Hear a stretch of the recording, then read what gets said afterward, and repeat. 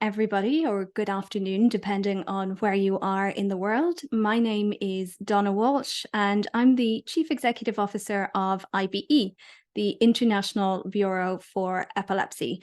And I'm thrilled that so many of you have made time on your Saturday to join us for this really important event to celebrate young people with epilepsy in advance of International Youth Day 2023, which will take place on August 12th.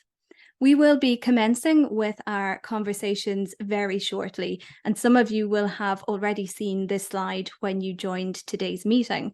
But just to remind you of a couple of housekeeping rules, please minimize distractions by turning off your audio and your video. And this is so that all of our participants can clearly hear and see our content today, but also that our panelists and our speakers are not distracted over the course of the next hour.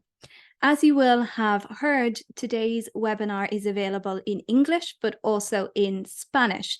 And we would ask you all to please choose your language by clicking on the interpretation button, which looks like a little globe on the toolbar at the bottom of your screen. And from there, if you click English, you will hear what's happening in the main room. If you click on Spanish, you'll hear the lovely Yolanda, who is our interpreter today. If you would like to contribute your thoughts, your comments, or your ideas throughout the webinar, please do use the chat function. We unfortunately won't have a whole lot of time for group discussion in our hour-long webinar today, but we are still very eager to hear from all of you, and there will be further opportunities for you to get involved, which I will talk about at the end of the meeting today. What we suggest for the best viewing experience is that you spotlight the speaker. So in the top right-hand corner, very small, of your Zoom window, you will see the View button. If you click on View, you can hide non-video participants, which means you'll only see the screen that's being shared and the presenter over the course of the meeting. You can also choose Speaker View if you want to see the speaker only, or you can choose Gallery View, which will allow you to see all of our panelists on screen at the same time. So that's it with the housekeeping slides. And at this point, I just want to say a couple more brief words about IBE before we move on with the webinar today. So I know that many of you will be familiar with IBE, or the International Bureau for Epilepsy. For those of you who are not, IBE is a global umbrella organization, bringing together about 150 chapters or member organizations from across 100 countries worldwide. And we really work together to achieve what we call a transformational social change for people with epilepsy, or in other words, to improve the quality of life for people with epilepsy worldwide. And we do so by pursuing three main objectives. The first one is very much related to those chapters I just spoke about, and we want to serve and support our chapters across the world. The second objective is around making epilepsy a global public health priority and ensuring that member states and governments all across the world really do put epilepsy firmly in the centre of their plans when it comes to health and social care. And the third piece is really what our webinar is all about today, and that is empowering and amplifying the voices of people with epilepsy. And today we are celebrating one of those key communities, and that is our young people with epilepsy across the world. Now, IBE has a relatively long track record in this space. We do run an ongoing youth programme, the aims of which you can see on your screen in front of you here, connecting young people with epilepsy, developing youth advocates, and also ensuring that young people with epilepsy are recognised. And throughout the course of the webinar today, we will tell you about how we are doing all of these things.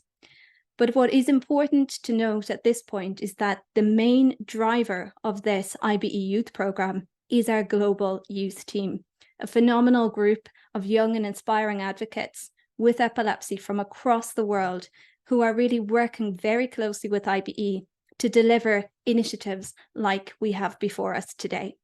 So on that, it's my pleasure to introduce to you the chair of our global youth team, who is Scarlett Page, based in Australia. Scarlett, I know it's late night for you, so I'm going to hand over to you and let you say a few words about the global youth team. Firstly, hello, and thank you for joining us. I would like to acknowledge the traditional owners of the land on which I'm meeting tonight, the Wurundjeri people of the Kulin Nation. I, Scarlett Page, am the chair of the International Bureau for Epilepsy's Global Youth Team. I am also living with epilepsy myself, diagnosed at age 19. Since then, I have represented Australia twice at the Epilepsy Walk Foundation in Washington, DC. In 2019, I received the first Golden Light Award for the IBE's Western Pacific region. This was presented to me in Bangkok. I received this due to my services to support those with epilepsy. I'm now able to use my role within the IBE to globally end the stigma associated with epilepsy, particularly for youth. The youth team came about. The idea of bringing youth together started in 2019 at the Congress in Bangkok. At this event, we felt that there was a gap in the way youth were being represented and the true impact it had on us on a daily basis. And from there, the Global Youth Team was born. I am proud to say that I lead a dedicated core team of 17 representing 12 countries across 6 IBE regions. We meet every month. These meetings alternate between a formal meeting with an agenda on the upcoming projects, then a catch-up every other month. These catch-ups may or may not be related to epilepsy. We take lead from where the conversation goes. Due to the time differences, we always hold 2 meetings to include all members. This year, the team has rolled out many projects. For International Family Day, we produced a project. The team worked very hard alongside family members to publish our first report. The report explored the impact of epilepsy on family members. This is available on the IBE website, and I encourage you all to take a look. We also have a Young Epilepsy Advocates Hub, which is a private Facebook group for young people with epilepsy. This is run by 2 of our members. Feel free to join us and engage in a safe, confidential space which allows you to make connections. In September, at the IBE Epilepsy Congress in Dublin, we will be holding our first of hopefully many global youth summits. This will bring 9 members of the youth team together for the first time, along with young advocates from Epilepsy UK, Ireland, and we will be working in conjunction with Young Epilepsy UK, Epilepsy and Epilepsy Scotland. We are very proud to say there has been a rollout of new epilepsy team projects across Latin America. You will hear more about this from Valentina during the webinar. Youth team members are also involved in lots of other IBE activities. All members are given equal opportunity to participate in each and every project we roll out. All aspects are taken into consideration and are valued, such as today, there have been a lot of behind-the-scenes work from many members. Youth team member Vinay from India has recently represented the youth team at an Epilepsy India symposium in 23. Youth team members are also involved in lots of other IBE activities. All members are given equal opportunity to participate in each and every project, such as this webinar. Living with epilepsy, I have faced many challenges, from losing my job, losing friends. Some days are harder than others. On such days, I think how grateful I am to have the support of my family.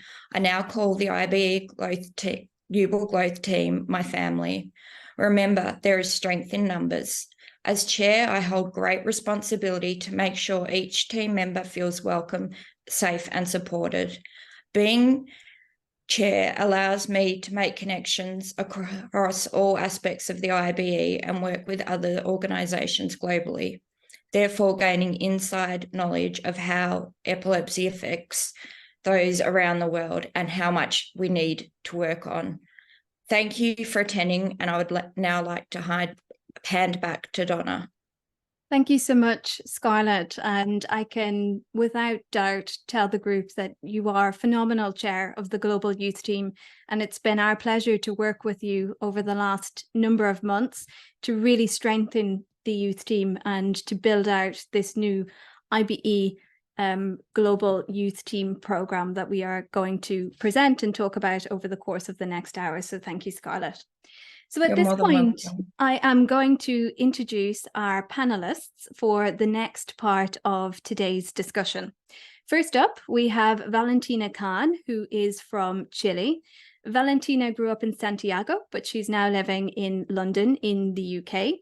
She has a physiotherapy degree from Chile, but also a master's degree in clinical neurosciences from University College London. She is currently working as a pediatric physiotherapist, where she tends to children with complex needs, including those with epilepsy. And Valentina was diagnosed with epilepsy when she was just 6 years old, and she joined the Global Youth Team in February 2023. So welcome, Valentina, as our first panelist today. Next up, we have Maggie Loach from the USA. Maggie is specifically from the Chicago area, and she's actually at college studying public health with a minor in healthcare management. Maggie was also diagnosed with epilepsy as a child. She was just 8 years old when she was diagnosed. And since then, she's been volunteering with the Epilepsy Foundation of America, and she also joined the Global Youth Team earlier this year. Next, I want to introduce to you Melissa Ndona Chianyanta, who is from Zambia. And Melissa is joining us today from the capital of Zambia, which is Lusaka. She's currently in her first year at the University of Zambia, pursuing her passion for computer science. And she's engaged in much epilepsy advocacy work in her home country as part of the Purple Glow Foundation. Now, Melissa was diagnosed with epilepsy as a teenager, just a few months before she turned 16, and she is also one of the newest members of our Global Youth Team. So, Melissa, welcome to our panel discussion today. And last but not least, we have Cooper Skellett, who's from Canada, London, Ontario, to be more specific. He graduated this past year from Western University with an honours degree in history and a minor in English. Cooper will be actually attending Teachers College this fall, and at the moment he's working with Epilepsy Southwestern Ontario, which is the local epilepsy support centre. I'm not sure Melissa is still with us. I know her connection had dropped out a couple of times earlier, but we'll jump into the discussion and hopefully Melissa will be able to join us shortly. I'm going to start with you actually, Valentina, because you were diagnosed when you were just 6 years old. And we know that epilepsy in young people can manifest at any time and in different ways. And I wondered if you might tell the group a little bit about your epilepsy journey, the impact epilepsy has had on you and the life that you have lived because of that. Thanks, Dana, for the introduction. And also thanks to everyone that has joined us today. It's great to see you all here. And so coming back to your question, yeah, it had a huge impact in my life. And when I was a child, it started really suddenly. I started having many seizures in the same day. So it changed my life completely at that point. And so, for example, I had to stop going to school because of all the seizures I was having. I had to start going to many medical appointments really frequently to the doctors, having EEG, MRIs, blood tests, and so on. And it didn't have also just an impact on me, but also in my family. It impacted the whole family dynamics. So I have two sisters. One sister is 1 year older and the other is 3 years younger. So at that point that I was just 6 years, you could imagine also the impact on my older and younger sister. And also because the type of epilepsy that I had at that time was a drug resistant. So I was a couple of years not responding to medication. And because of that, I had to travel abroad to look for other alternatives. And coming back to the impact on families, so when I traveled there, I traveled with my parents, but my sisters had to stay in Chile with my grandparents. So it really had like a huge impact in many different levels. But fortunately, after a few years and receiving the appropriate treatment, I have been seizure free. So I'm really lucky that I could stop medication when I was 18, and I have been seizure free for many years now. Because of all the experience that I had during my childhood, then I decided to study physiotherapy, more specifically, so I could work with children with neurodisabilities, and including children with epilepsy, which have motor difficulties because of their neurological problems. So it had also its good things, like the positive side of it. That was the positive side for me. Thank you, Valentina. And we know that you have done amazing work in the advocacy setting. You are one of our Golden Light Award winners, and we'll come back and talk about that a little bit later with you. Maggie, I'm going to come to you next because you were also diagnosed at quite a young age. And I wondered whether your epilepsy journey was similar to what Valentina has described, and whether you could describe to the group how epilepsy really impacted on you in your journey with epilepsy from the age of 8? Yeah, so my diagnosis was very abrupt. It started when I had a tonic-clonic seizure that lasted about 20 minutes. And I remember I was very confused. As an 8-year-old, you don't really know what's going on.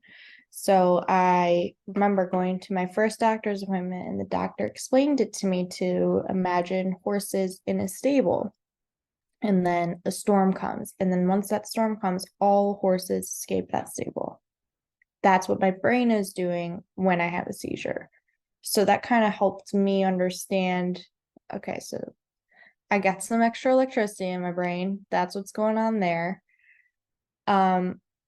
And then school was also very challenging for me. Like topics such as English and math were 5 times harder for me compared to the other students.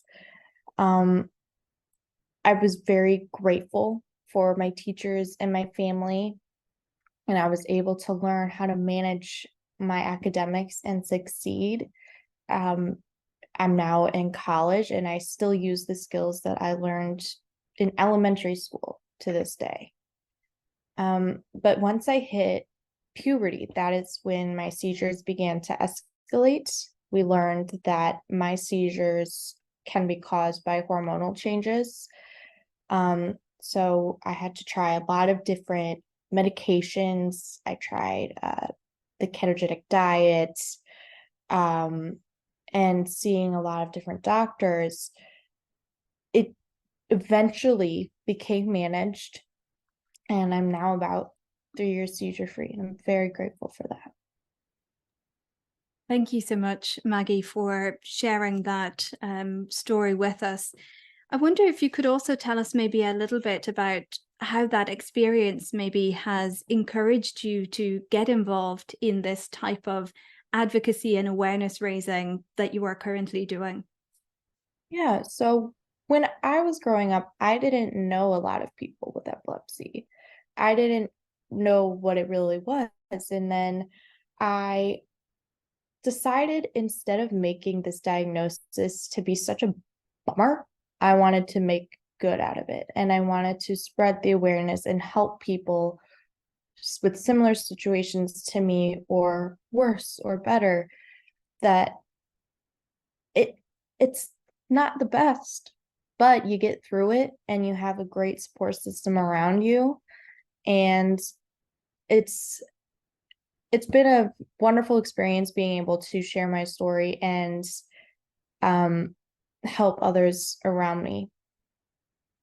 Thank you so much, Maggie. And before I come to Melissa and Cooper, I just want to offer the opportunity to participants who are with us today to also share maybe any experiences that they have had with epilepsy as young people, whether that's as a child or as a teenager or moving into adulthood, with us in the chat. We'll be saving all of the comments that come in on the chat today, and we will be using those to inform some of the activities and initiatives that we're planning for the youth programme moving forward, including some of the priority setting exercises that we'll be doing at our youth summit in September. So don't be shy about sharing your experiences in the chat. We really value your input to today's discussion.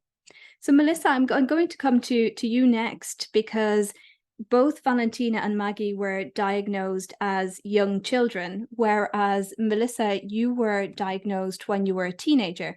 And I'd like to hear your views on how exactly that impacted you, and your thoughts around why it's important maybe for young people like yourself to speak up and get involved.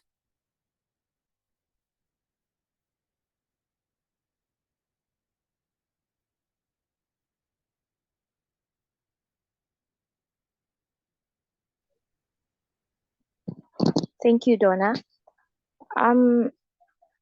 In 2018, a few months before my 16th birthday, I received this life-changing diagnosis of epilepsy.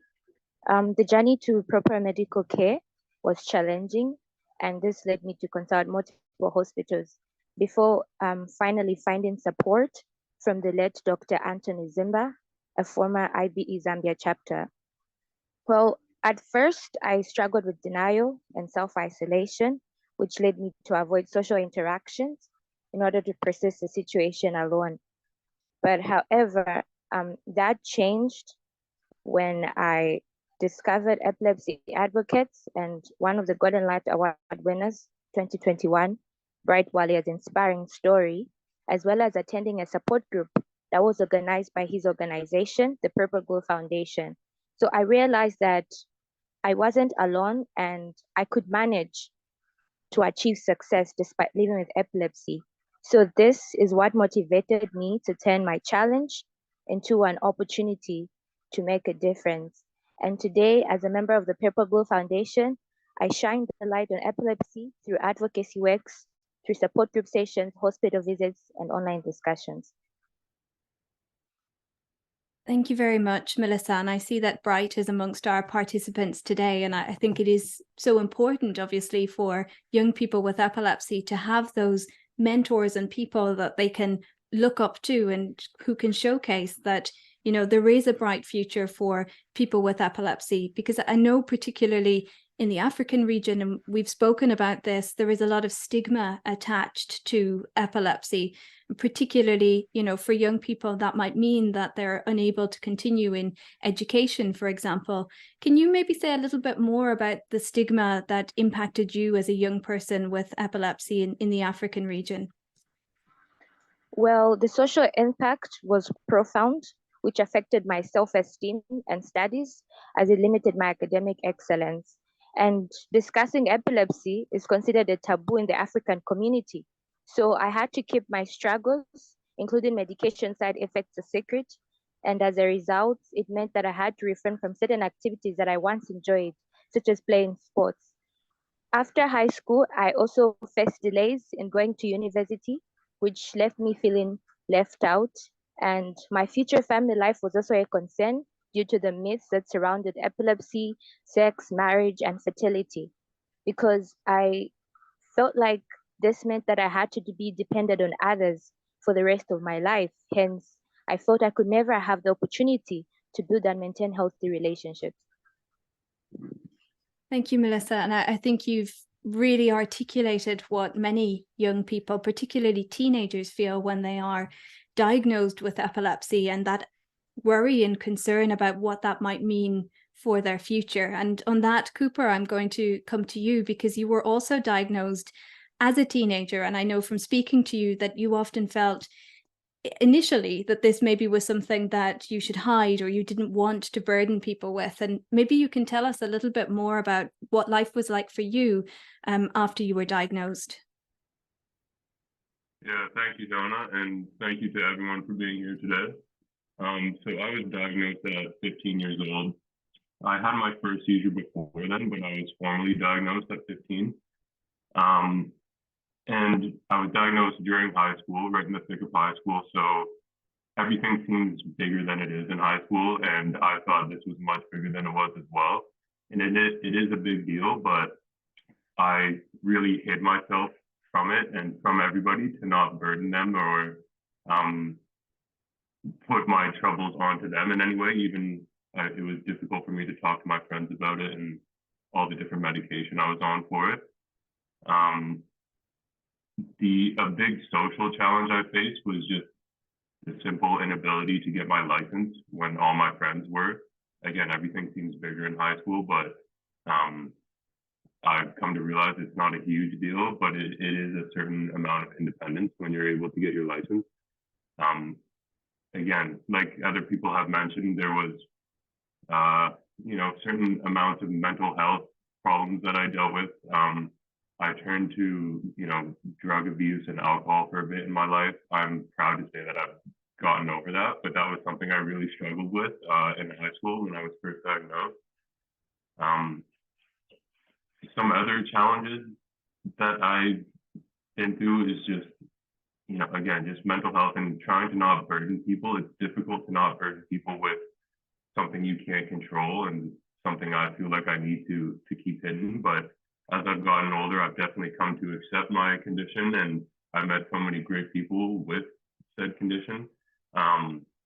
Like Donna mentioned, I work for Epilepsy Southwestern Ontario, which is the epilepsy support group in my region.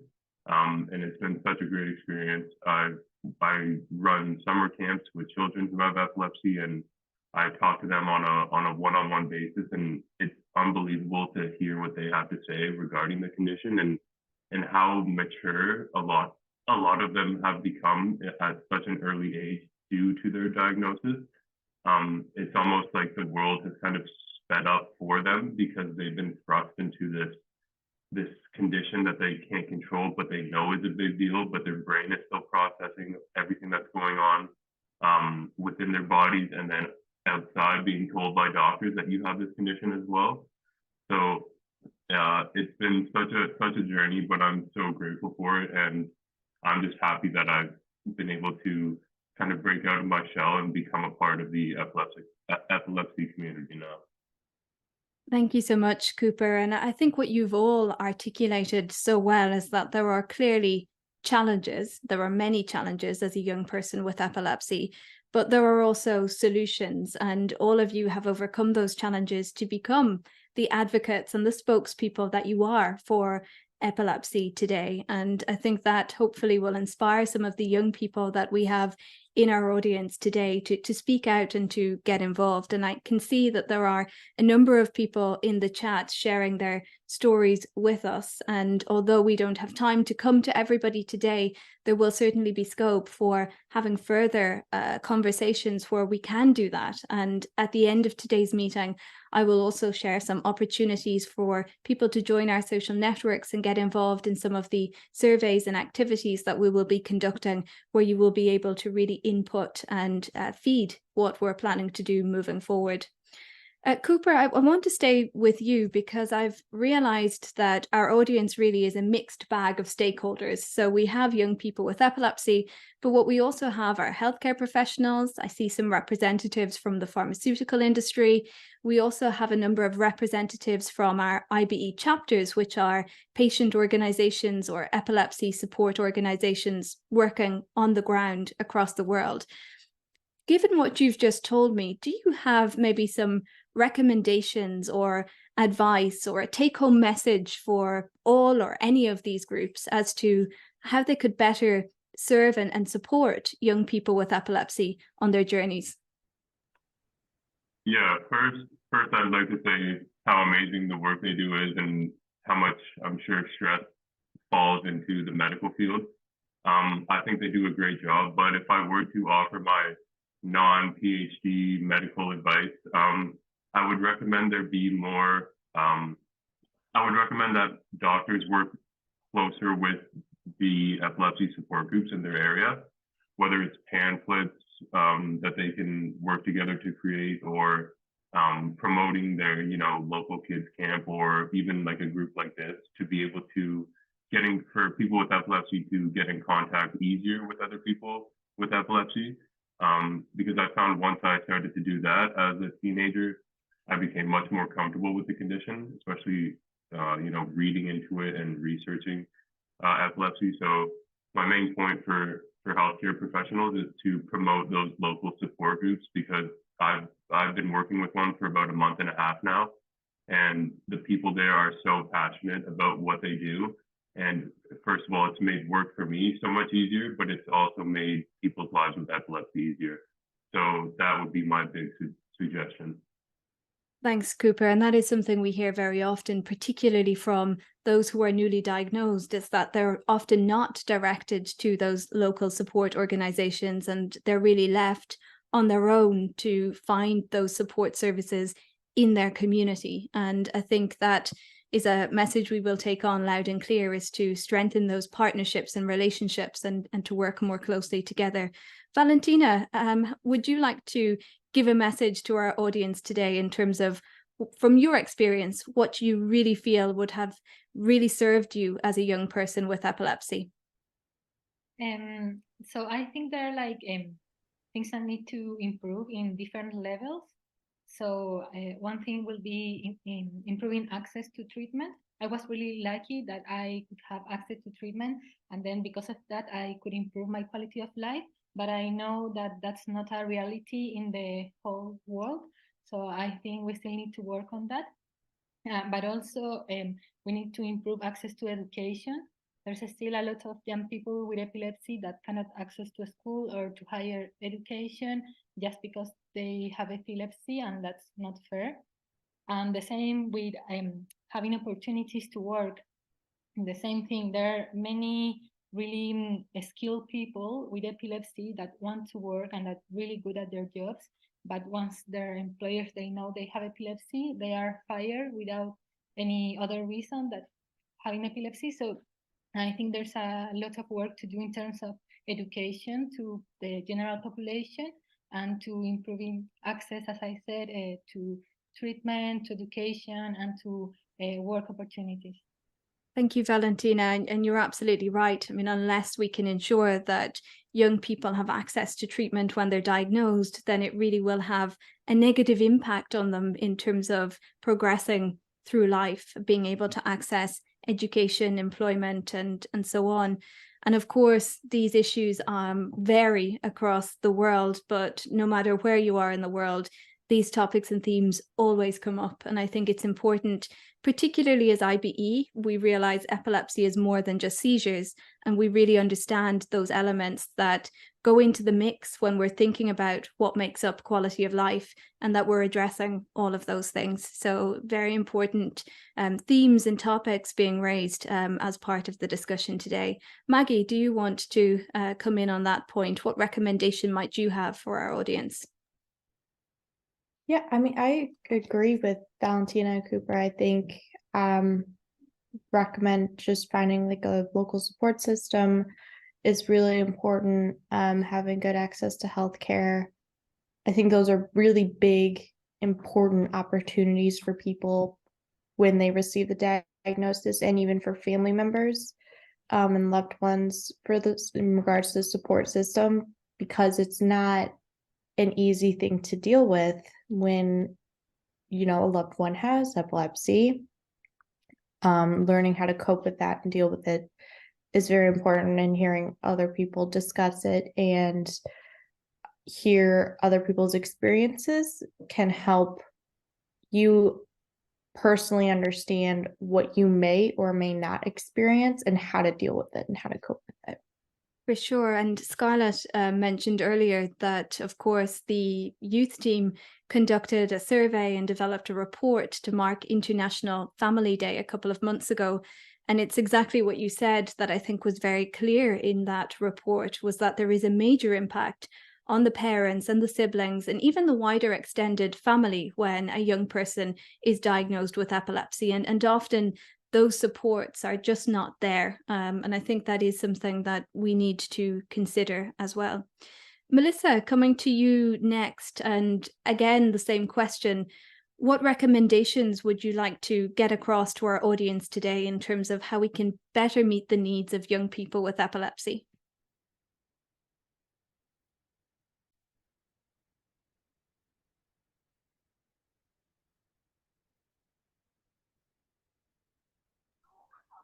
Thank you, Donna. I feel healthcare professionals need to realize that epilepsy is a condition that also affects the mental health of the patient, which can lead to depression and these other emotional challenges. So I feel they should routinely assess these mental health challenges by not only asking the patients about how they're responding to the medication or when last they had a seizure, but even find out how they're doing emotionally, because I feel that was the biggest challenge I faced, because I'm grateful too that I was able to access medical care, but I think the part of mental health was a bit challenging, and the fact that therapy sessions are also very expensive. So I was thinking if they could provide therapy sessions free for epileptic patients in different hospital hubs where young people can go and just express themselves despite, you know, how they responded to the medication and all that. Then one other thing is, just like Valentina, Maggie, and Cooper mentioned, there's still need for people to be aware.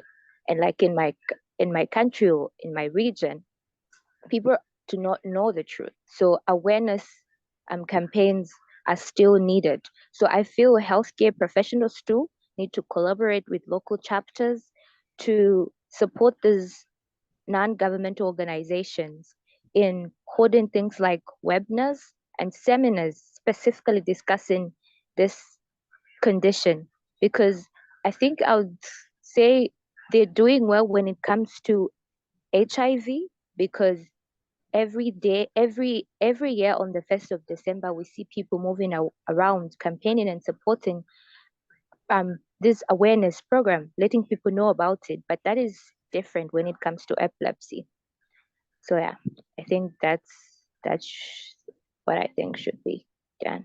Thank you, Melissa. And equally, again, I see that the chat is lighting up, but if others want to contribute in terms of what they feel could and should be done to better support our young people with epilepsy, then please do share it. And if you are running campaigns or initiatives or programs directed at young people with epilepsy in your part of the world, then please also do share that information with us, because there is real appetite amongst our global youth team to understand what is happening worldwide and to see how we can ensure that those best practices are scaled up globally. So I think what we've heard very clearly in this part of the panel discussion, thinking about what could and should be done, is that we need to work together. It's not just the NGOs who are responsible for supporting young people with epilepsy. We need all stakeholders in the community to collaborate. We need to ensure that those young people get an early, accurate diagnosis and access to treatment, but beyond treatment, wider care. And that obviously has to include the mental health impact of living with a neurological disorder like epilepsy.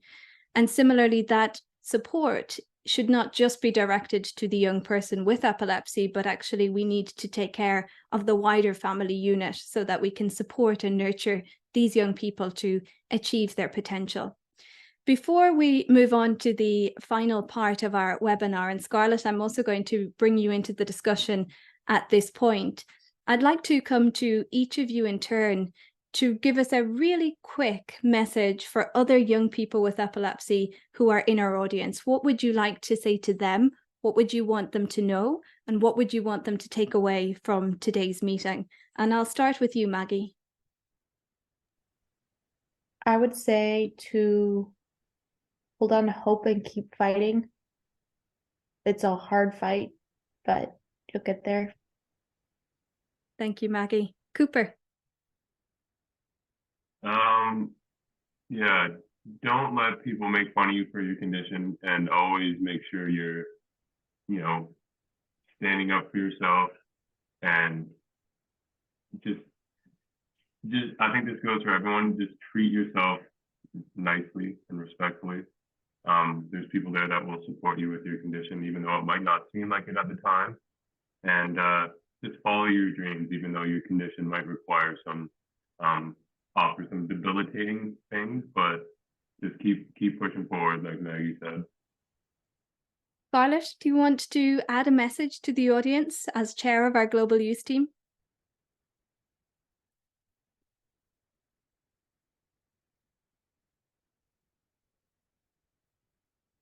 Have we lost Scarlett? I just would like to say it's about adaptability. It's not about a disability. It's about adapting life to your condition. It's about family, about support. It's about strength in numbers and reaching out, not being afraid of having epilepsy, and just keep doing what you're doing. Everyone's doing an amazing job. Some days will be harder than others. I'm not denying that, but just keep going. On the good days, take them for granted. Thank you, Scarlett. Melissa, a message for the audience from you. As Bright likes to say, nobody can tell your story more than yourself. So to that young person living with epilepsy, do not isolate yourself. Remember that you're not alone. Embrace your journey with a positive mindset. Seek support, educate others, and pursue your dreams, because you're capable of achieving greatness. So stay resilient, stay positive, and reach out for support when needed. Your journey is unique and valuable, and we love you. Thank you, Melissa. What a lovely way to end this part of the meeting. I think you've really summarized what everyone's been saying, and you've provided some really inspirational words for young people with epilepsy who are joining us today. So at this point, Valentina, I am going to come to you, because I think what we have heard from the group is that there is amazing work happening. We have some amazing young advocates in the epilepsy space, and we really need to recognize and reward those young people for the work that they are doing, because these really are the advocates that will move the needle for epilepsy and will allow us to achieve this transformational social change that we're all talking about. And at IBE, we have our global but also regional Golden Light Awards, which is all about doing just that. And you were one of the recipients of the Golden Light Award, as was Scarlett, and we have other Golden Light awardees in our audience with us today. So I wondered if you could say a few words about, what you were nominated for, maybe what the award meant for you, and the type of work that you really went on to achieve after you received the award. And after we hear from Valentina, do stay with us, because we will be announcing our global Golden Light Award winners for 2023. So Valentina, over to you, and then we'll do our big reveal. Thanks, Donna. So, I was awarded with the Golden Light Award a couple of years ago. So I was nominated by the Chilean League Against Epilepsy. Because of my journey with epilepsy, I was really grateful for all the support that the Chilean League Against Epilepsy provided to me when I was a child. So I wanted to contribute back in some ways. So then in 2019, I created a volunteer program. It's a physiotherapy volunteer program. So for children with epilepsy that also had motor impairments, so they could access to physiotherapy treatment. And that's still ongoing. And then I felt really honored when I was one of the winners of the Golden Lights Awards. It gave me opportunities to meet amazing people. And also I felt empowered to start getting more involved. And I started also getting more involved with the IBE. And now I joined the global youth team from IBE. And also it gave me the opportunity to contribute also to the World Health Organization. They invited me to contribute towards the IGAP and the epilepsy technical brief. So that was like also an amazing opportunity. Then now, currently, I'm working with Susana and Noemi to create a regional Latin American youth team, because with them we realized that it's we need a young team in Latin America. Most of people in Latin America don't speak English, so that's like language barrier is impeding them to join the global youth team and to become advocates in a more global level, but they have so much to offer in the regional level. So I'm really happy that now we are creating that group, and actually we just have found the members, and we are going to start really soon in August with our first formal meeting. So that's really exciting news. And also I can see there's a couple of people from that group here, so that's great. Thank you so much, Valentina. And I want to thank you and all of the panelists who have joined us in the first part of today's meeting. So to Valentina, to Cooper, to Melissa, to Maggie, and of course to Scarlett, thank you so much for being with us and really forming the backbone of today's webinar. So with that, we are now going to announce the Golden Light Award winners for 2023. We had almost 30 applications from young people across the world. We had a hard job, or at least our judging panel had a really hard job to try to whittle that down to just 3 winners. But I think you'll all agree that the 3 people we have selected are wholly deserving. They will be receiving their awards at the International Epilepsy Congress in Dublin in September, and we will be really thrilled to honour them there. But we also wanted to honour them today amongst their peers, amongst other young people with epilepsy, and in advance of International Youth Day, to really recognise those young advocates with epilepsy who are driving the change. So let's take a look at a short video that we have prepared to announce our winners, some of whom are with us in the room today, so you can extend your congratulations to them now.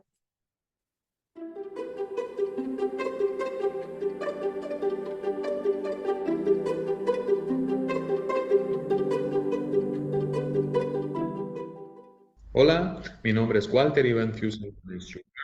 Tengo 27 27 años, soy médico brasileño graduado en Ciudad del Este, Paraguay, y actual presidente de la Federación Brasileña de Epilepsia, llamada de Brasil. Mi conexión con esta enfermedad se dio a través del diagnóstico a los 14 años de edad. Desde entonces, mi objetivo de vida ha sido ayudar a sacar la epilepsia de las sombras. Fui nominado y seleccionado como uno de los ganadores del premio Golden Light 2023 debido a mi trabajo en la difusión de informaciones correctas sobre la epilepsia en la región de la Triple Frontera, que abarca Brasil, Paraguay y Argentina. Actualmente, al frente de Brasil, tengo colaborado con movimientos y asociaciones de apoyo a personas con epilepsia en busca de políticas públicas que mejoren la conciencia y combatan el estigma social de esta enfermedad en todo el territorio brasileño. Este premio significa mucho para mí. Es un reconocimiento al arduo trabajo que tengo realizado para mejorar la vida de las personas con epilepsia. Estoy emocionado por recibirlo y esto me motiva aún más a seguir luchando por esta causa. Mi esperanza para el futuro es que podamos seguir haciendo la diferencia en la vida de las personas con epilepsia, promoviendo una sociedad más inclusiva, donde esta enfermedad no sea motivo de discriminación o aislamiento, sino un desafío que lograremos superar juntos.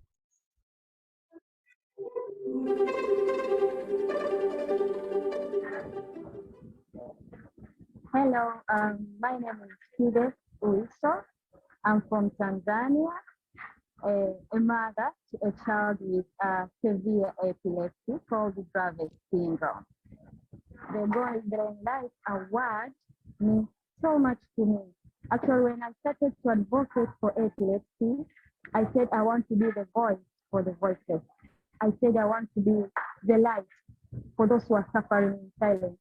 And me this year receiving this award, it empowered me so much, and it gives me more reason to advocate for epilepsy, to fight the rights for people with epilepsy, and to inspire the mothers, the parents, the relatives, because I know to myself, if a parent will see me winning this award, he or she will be inspired. If a child with epilepsy will see me with this award, they'll be inspired to talk about it. So this is very good to me, and I'm very grateful. And it was one of the awards that I wish one day I could receive. And here it is. I'm very proud of myself. I'm very proud that God chose me to have that child with epilepsy.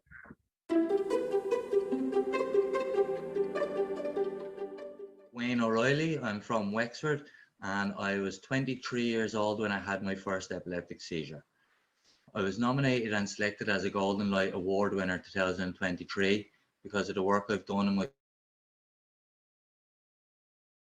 community to speak openly and about the challenges I faced personally as a young person with epilepsy, as a way to help others feel confident about opening up in their situations too. When I heard about the nomination for a Golden Light Award, I was shocked. I didn't do anything to gain any reward or awards whatsoever. It might feel like the work that you do is not being noticed, but with this award shows the work is being valued by many people without any realization. My hopes for myself going forward is I remain seizure free, and I help bring other people forward and open about their situations. My hopes for the younger people with epilepsy for the future is be open, don't hide yourself, and don't be afraid to let on and get on to anyone at any time.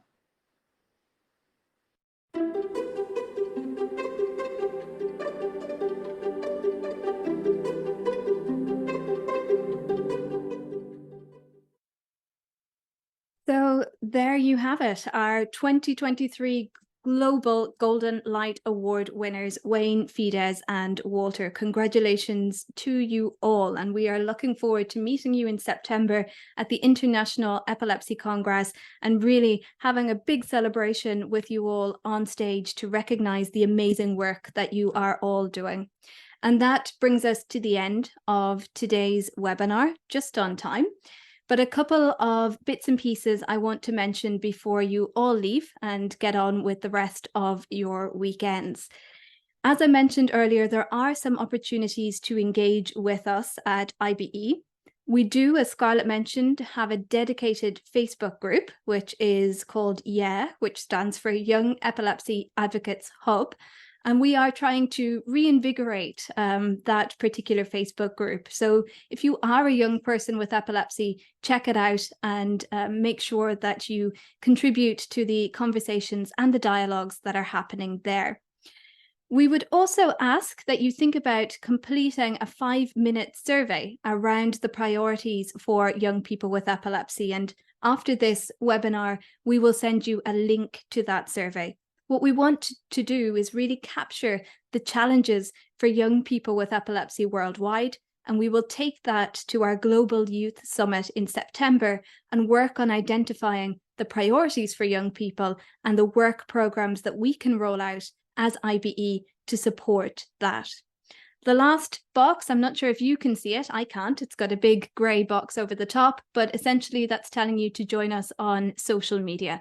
We've got Facebook, we've got Instagram, we've got LinkedIn, and we've also got Twitter, which is now X. So whatever you want to call it, we've got it, and we'd love for you to engage with us across those platforms.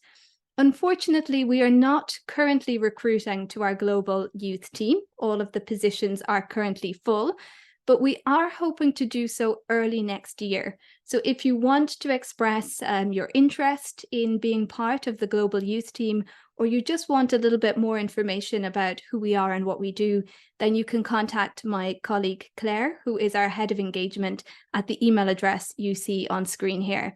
And with that, I also want to thank Claire, because she has been the one who's really coordinated all of the efforts that have gone into producing the webinar today, alongside the panelists who you spoke to earlier, who have really helped to shape this, and also Alison Kukla from our Global Youth team, who couldn't be with us today, but played a major role in helping us to shape the programme.